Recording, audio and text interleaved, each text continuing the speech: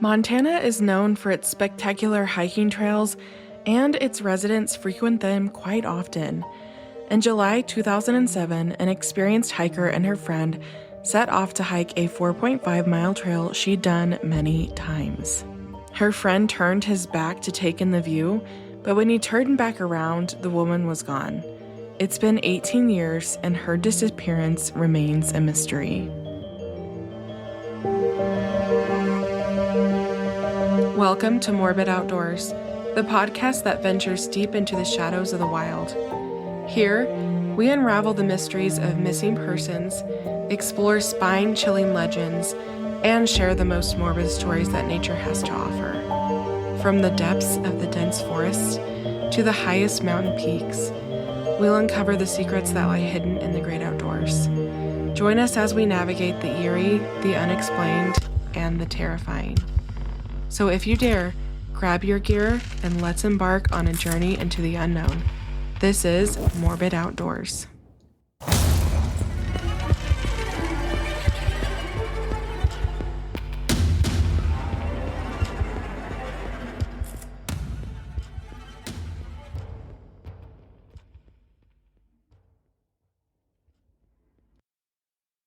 Hello, everyone. Happy Wednesday. My name is Elise, and I'm your host.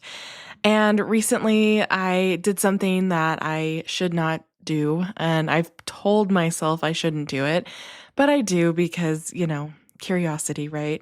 So I went on Apple Podcast and read some reviews, and a most recent one that was left last week was good. This person just said that they wish that I had share more personal information, like about my job, about what I do and my favorite trails.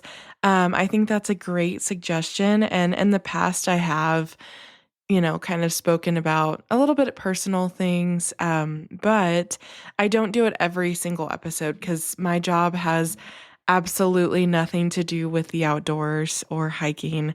So it's not really relevant when it comes to a lot of the content on this podcast. But I do want to share about my life. And so if you didn't know, I am a pediatric speech language pathologist or speech therapist, and I work at a local elementary school. I have been an SLP for going on my 6th year, and I love it. I mean, there are really hard aspects to the job, but I enjoy most of what my career encompasses.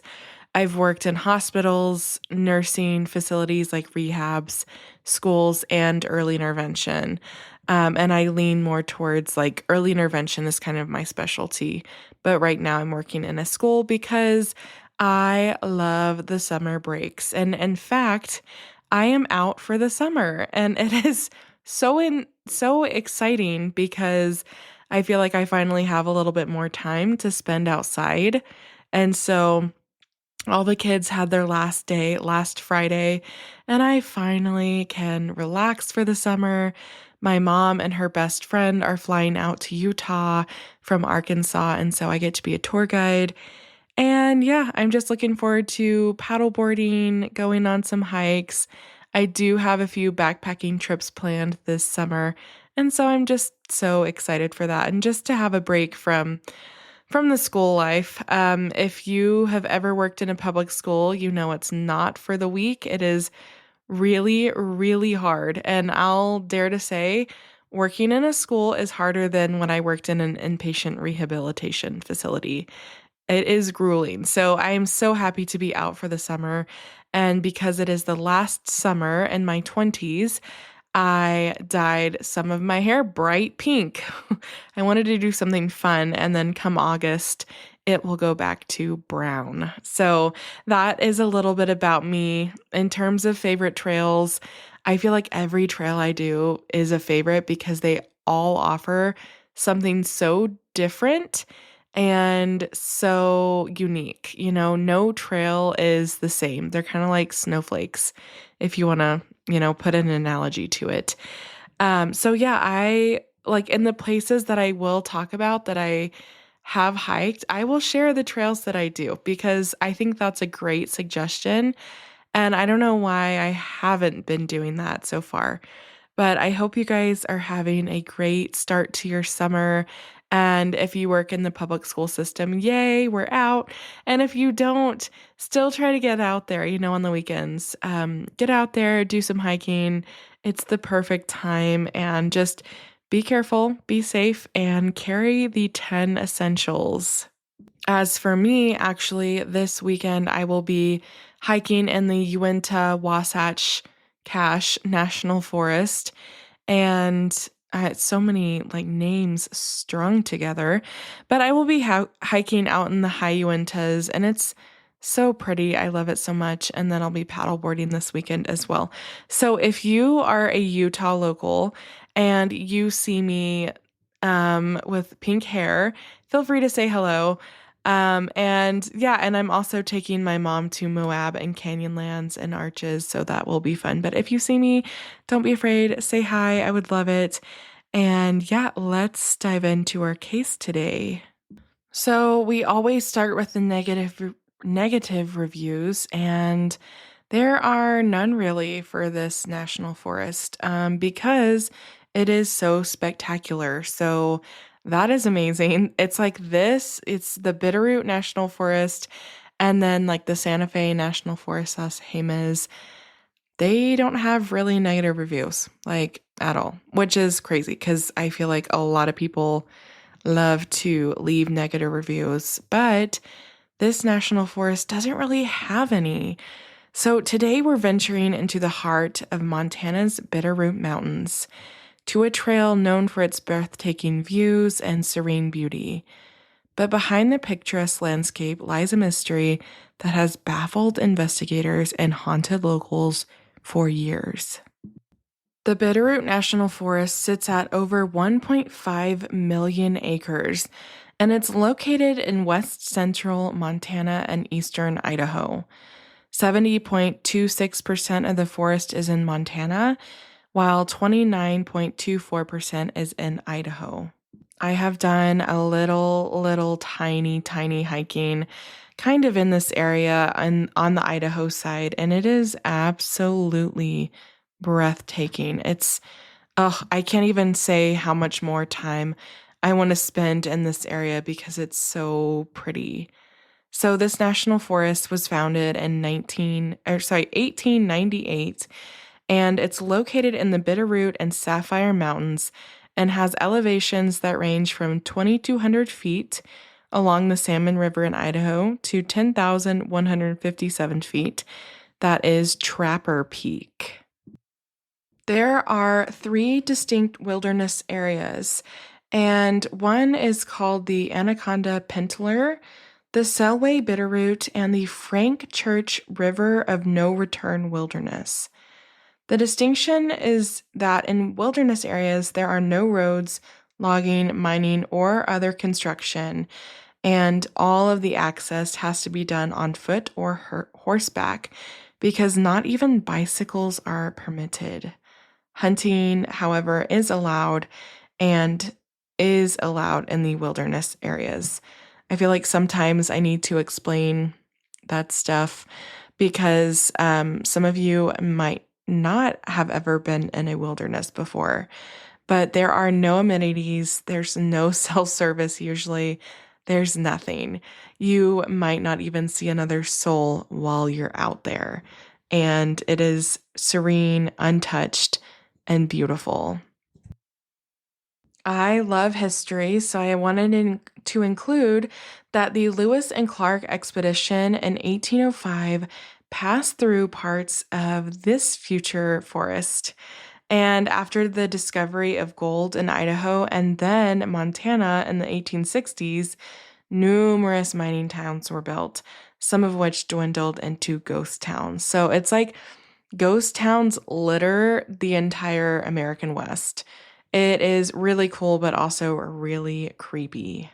Because this area is so large, there are a lot of wildlife species, and some of them include the mule deer, white-tailed deer, elk, bighorn sheep, mountain goat, gopher, all the little small furry rodents like chipmunks, beaver, porcupine, woodchuck, rabbits, moose, black bear, and cougar. Now, I have heard of grizzly bears being in, like, specifically the Frank Church River of No Return wilderness. And let's talk about that for a second because I think a lot of people think, oh, there's grizzlies.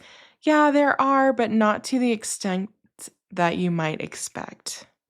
A small grizzly bear population is located in the wilderness zones of the forest, along with the black bear, mountain goat, bighorn sheep, elk, and moose found all over the forest.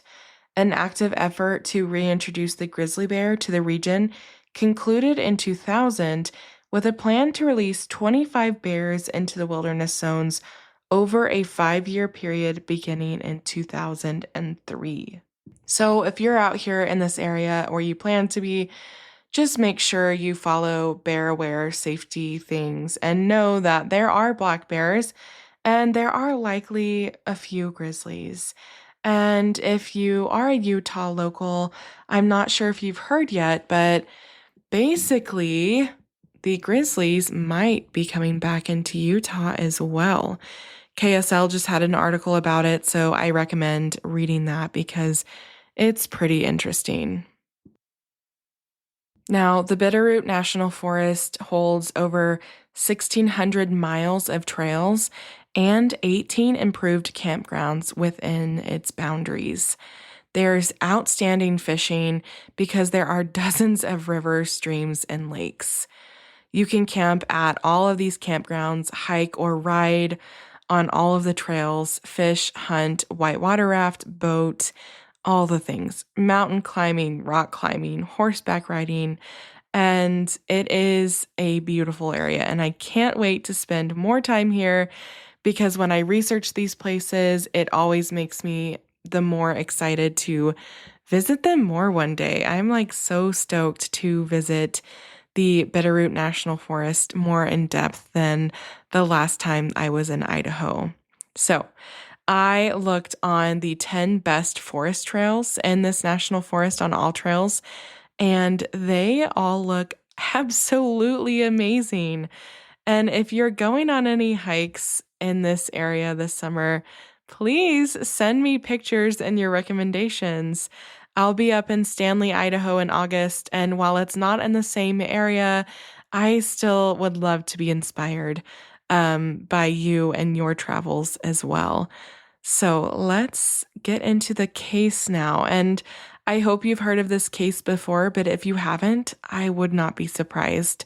This happened in 2007, and there haven't been many updates at all, basically, since then. Let's go back to 2001. Carl and Barbara Bolick were in their 50s when Carl retired and moved to Corvallis, Montana. He had worked at JP Morgan Chase, and he worked there for 17 years. Carl had been the assistant director of the firm's worldwide security operations. Now, Carl was raised in Montana, but Barbara had never lived in the state. However, since she was a keen hiker and a natural athlete, she loved living in Montana, and it wasn't long before she loved her new home. She frequently went on long hikes in the nearby Bitterroot Valley, and she ran nearly every day, which is dedication because I hate running. Barbara and Carl lived in Montana, and they really liked it. I mean, it was Carl's like home state, but he was happy that Barbara liked it and was thrilled about their new like post-retirement life. And in mid-July 2007, Carl's cousin, Donna Biles, and her 58-year-old boyfriend, Jim Ramaker, they visited the Bollocks in Corvallis.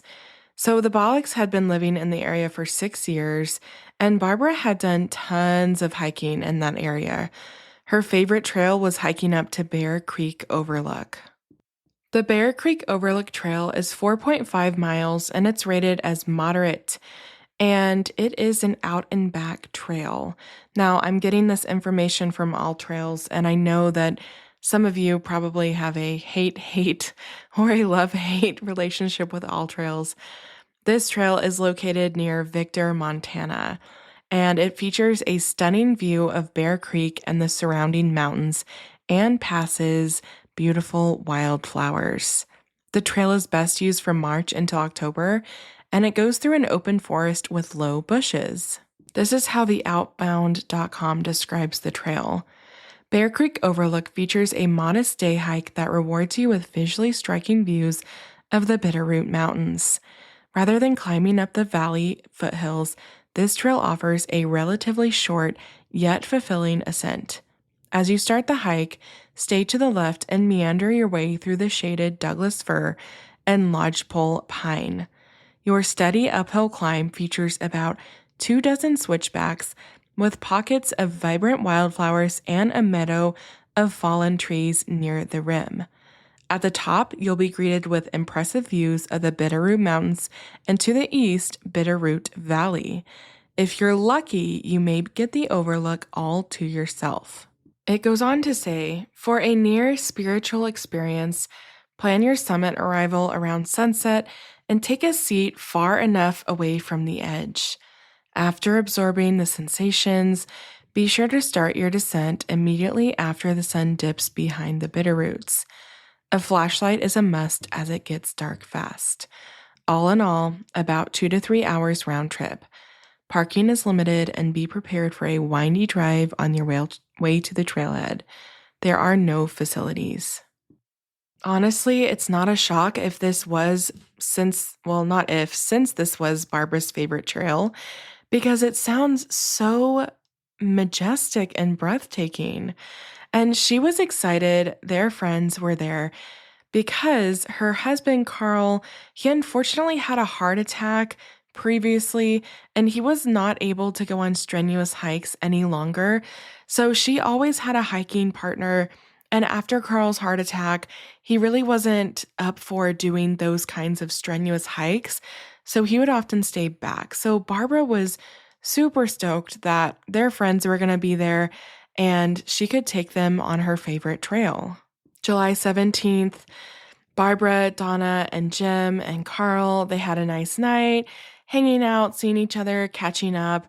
And on the next day, July 18th, Barbara, Donna, and Jim, they had all planned to hike Barbara's favorite trail, and that trail was only 15 minutes from their house.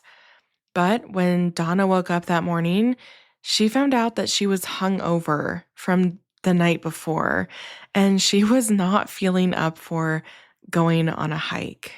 That's really unfortunate. I've done the same when I was in college, and when I was, younger and in college, I would drink a chocolate milk and hit the trail. And I don't know how I did it looking back on those early college years. But Donna and Jim and Barbara, their plans were kind of squashed. But Barbara and Jim still wanted to go, and they were not hungover. So around 8:30 or 9, Barbara told her husband Carl that she was going with Jim to the Overlook and that they'd be back for lunch. So again, 15-minute drive from their house, 2 to 3 hours, we'll be back for lunch. While the two went hiking, Carl spent the morning working on a carpentry project. And unfortunately, this goodbye was the last time Carl ever saw his wife. Now, noon came, and Donna started to become worried that Barbara and Jim hadn't returned from their hike. They were not back at the house, and Donna was a little freaked out. But Carl reassured her that Barbara was experienced and she knew the area well, so that there was nothing to worry about. Hey, she's done this hike probably hundreds of times. This is her favorite one. It's really close. Let's not worry. Carl was confident that they'd be back really soon. And he always knew that Barbara was cautious and brought a backpack that contained food, water, and a Magnum revolver for bears and other animals. So he's like, hey, I know you're worried, Donna, but Barbara's smart. She's done this hike a lot. She has a gun. She has food. She has water. We shouldn't worry. But by the early afternoon, Barbara and Jim still had not shown up. So Donna was even more worried and starting to think the worst. And Donna asked Carl to call somebody to check on them. Now, Carl was about to call when the phone rang, and it was around 2 p.m. at this point. Carl said, "It was a Forest Service law enforcement officer. She asked me if my wife's name was Barbara, and I instantly thought something terrible had happened." Carl was stunned.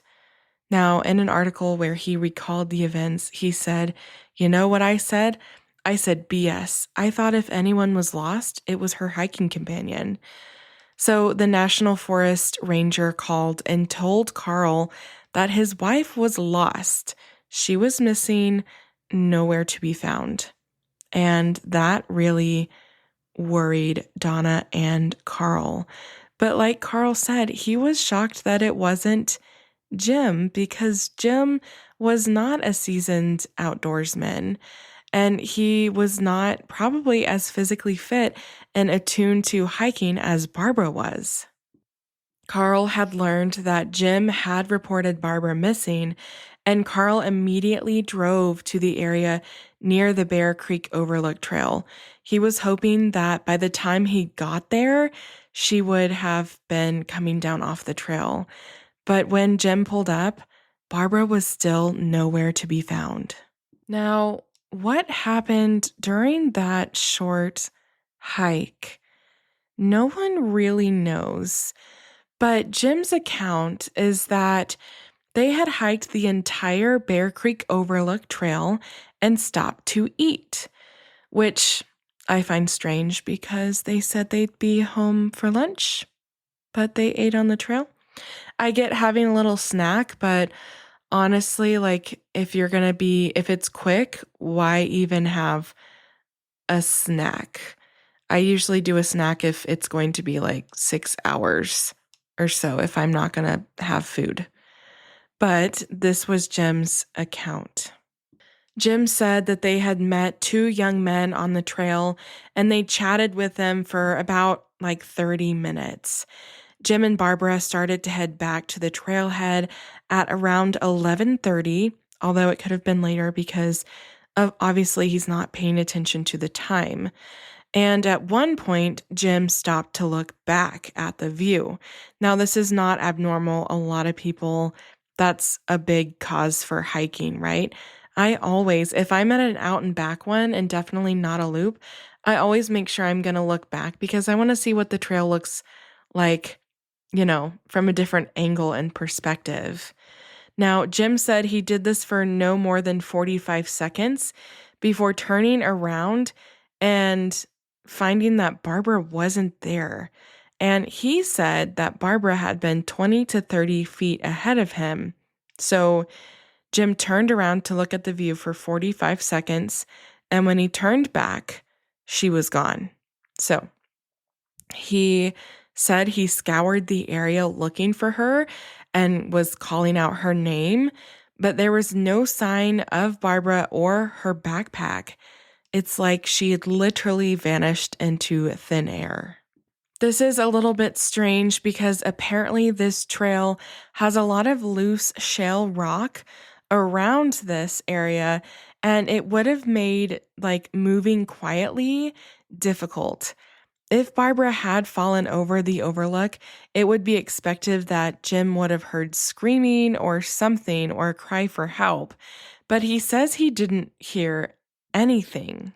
After a while, he gave up his search, headed back to the trailhead, and found construction workers there because they were actually on trail, like they were doing maintenance for a trail that day, not the same trail. Jim asked if they'd seen Barbara, and, he described her, but the maintenance workers said they had not come across her or seen her.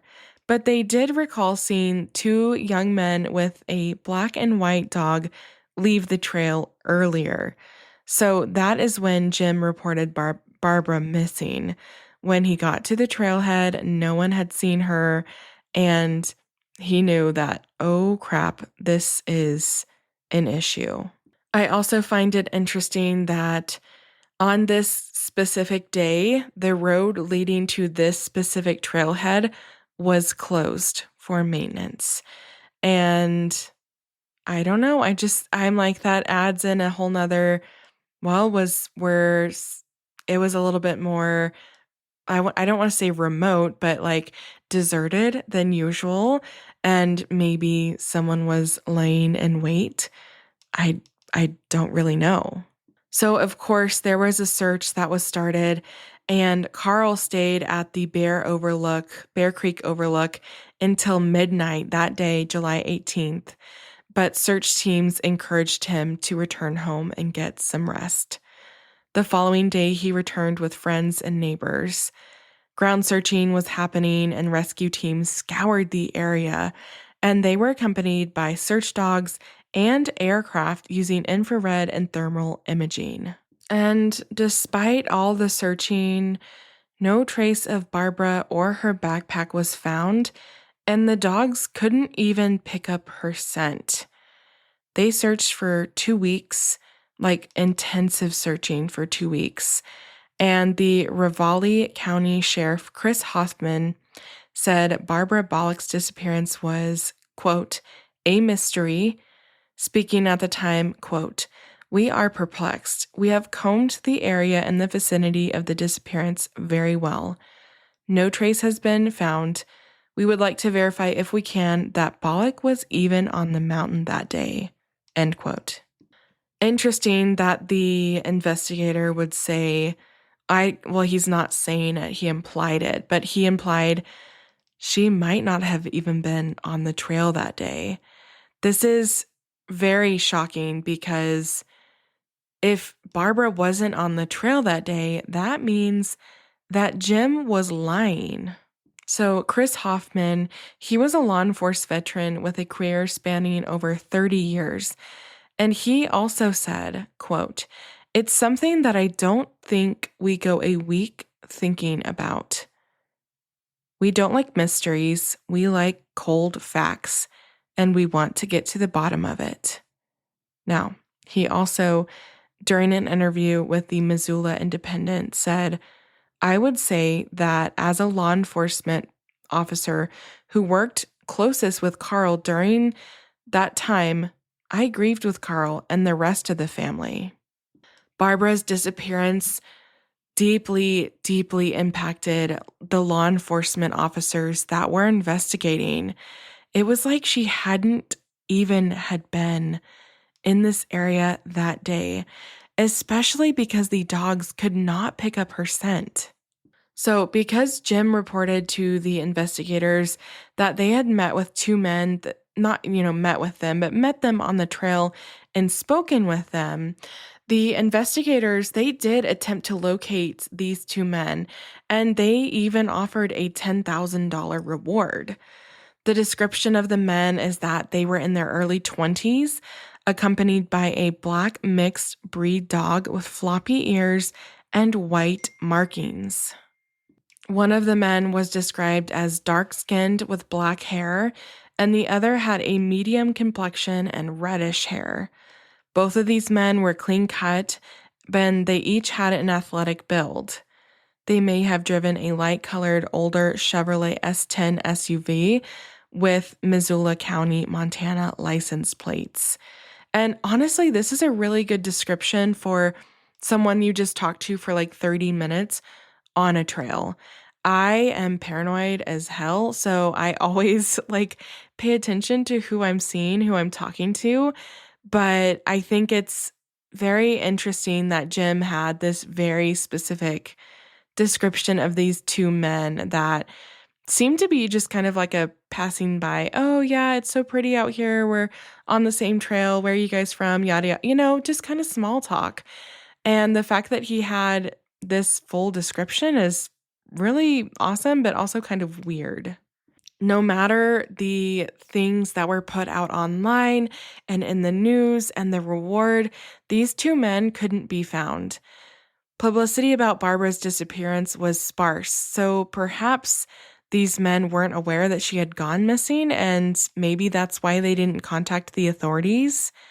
Other witnesses, including the construction crew, confirmed that these men were on the trail. So, who are they and where did they go? I don't know, and I'm not sure if we will ever know. It's been 18 years, and Barbara nor her belongings have ever been found. There's no evidence to indicate what happened to Barbara that day.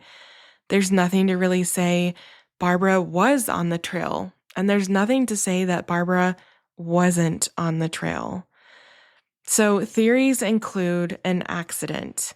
Now, if you've ever walked across shale rock when it's loose, it is terrifying. Well, I'm scared of heights. So anytime the ground moves under my feet, I have a fear of falling. But shale rock is slippery, it's slick, and it just kind of cracks and breaks underneath your feet. So if Barbara had ventured from the trail and fallen over a cliff edge, it seems odd that Jim would have heard nothing. It's also been suggested that Barbara might have fallen suddenly and not had time to call out.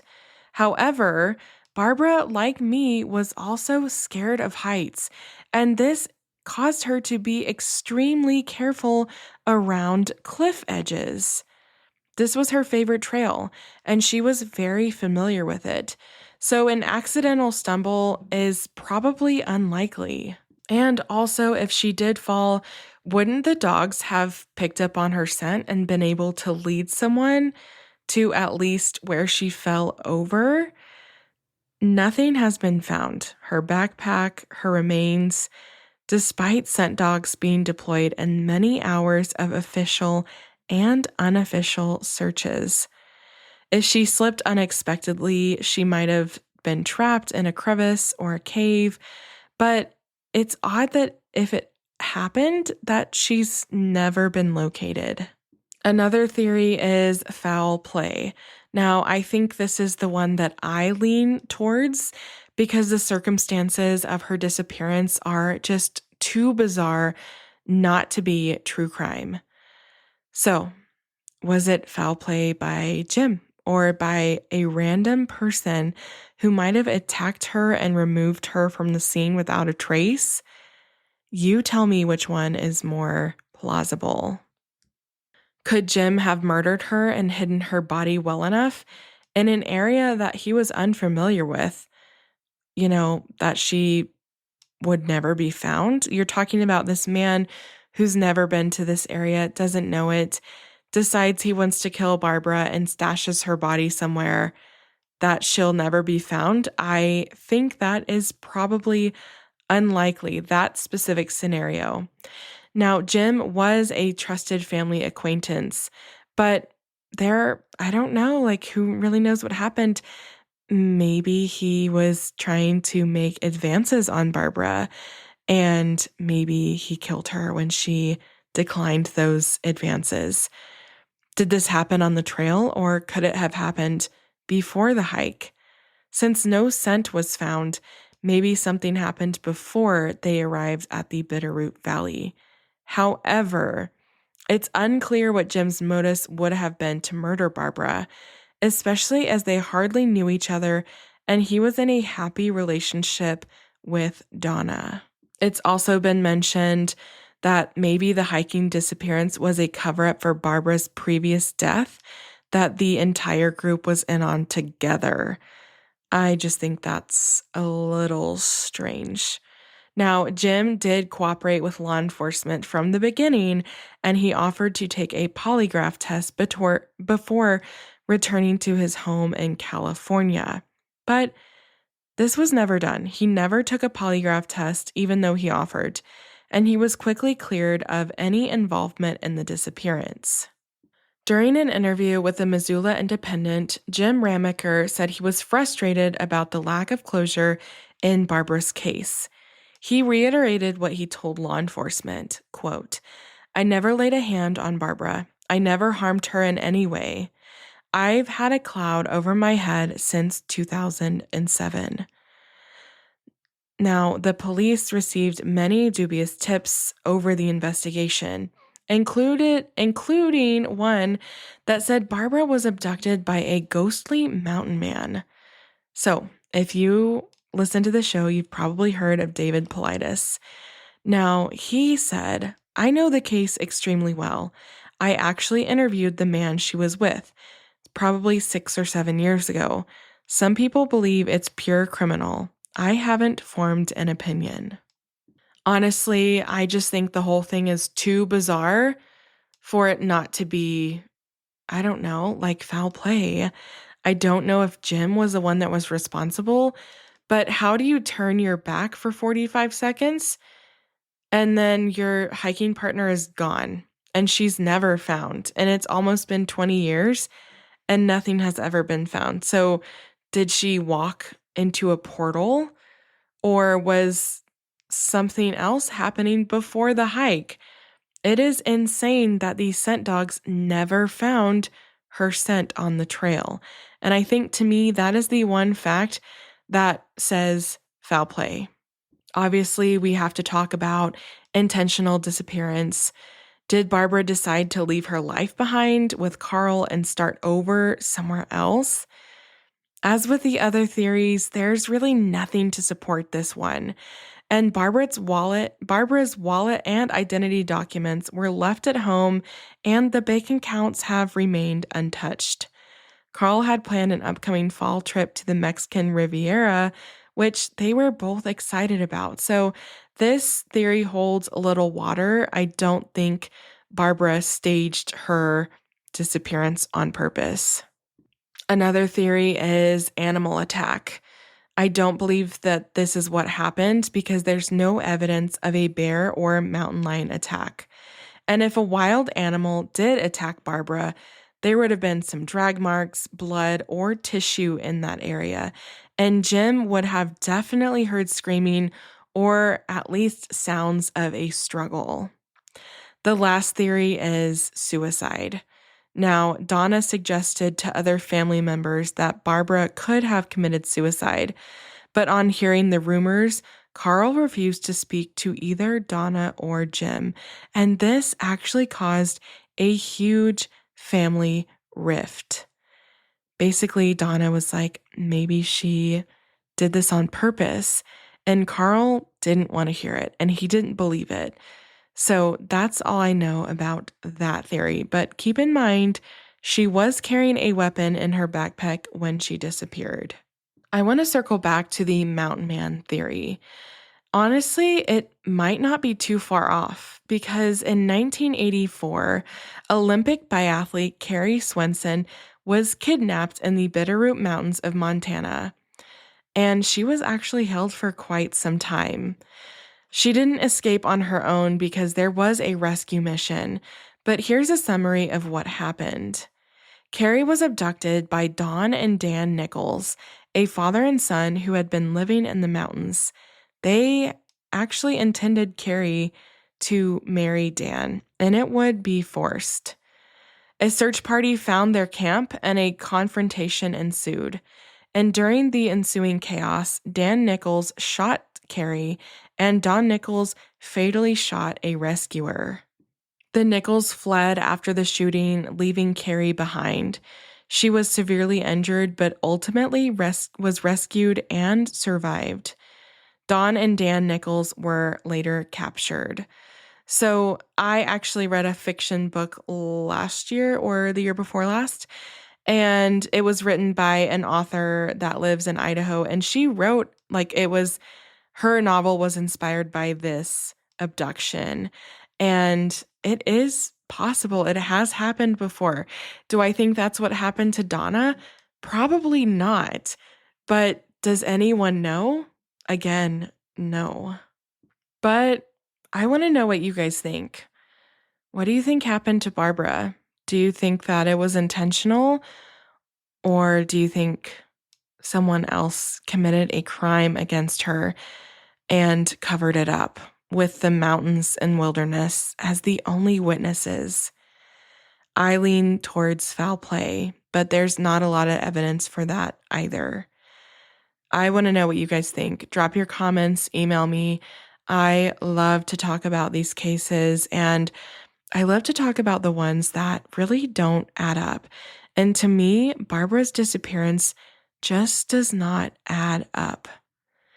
If you know anything about the disappearance of Barbara Bolick, call the Ravalli County Sheriff's Office at 406 375 4060.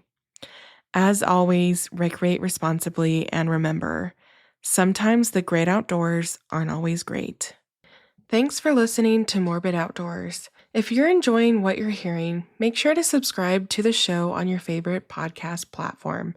It's free, easy, and it helps us out immensely. When you subscribe, you get updates on our latest episodes, and it also boosts our visibility, making it easier for other curious souls to find us. Another great way to support Morbid Outdoors is by leaving us a review. Whether you're on Apple Podcasts, Spotify, or wherever you listen, a quick review helps us know what you love about the show. Find us on Instagram and Facebook at Morbid Outdoors Podcast. You can email us case suggestions and your campfire stories at morbidoutdoorspodcast@gmail.com. Thanks so much for the support, and I'll see you next time.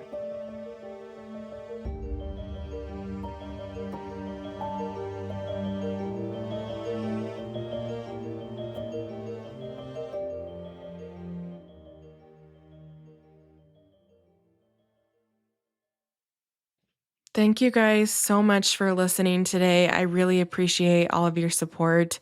Don't forget, I do have a Patreon that I am trying to upload an extra episode a month. However, I do work a full-time job outside of this, and sometimes I don't always get around to it. But your support would be appreciated so much. I really appreciate you guys. I really appreciate you guys listening, and I'd appreciate any support that I get on Patreon. I think that I am about to go to the pool for the first pool day of the summer. I do not have a pool. I'm going to the local community rec center, and I'm going to read. So I hope you guys have a great week. Have a fantastic weekend, and I will see you back here next Wednesday.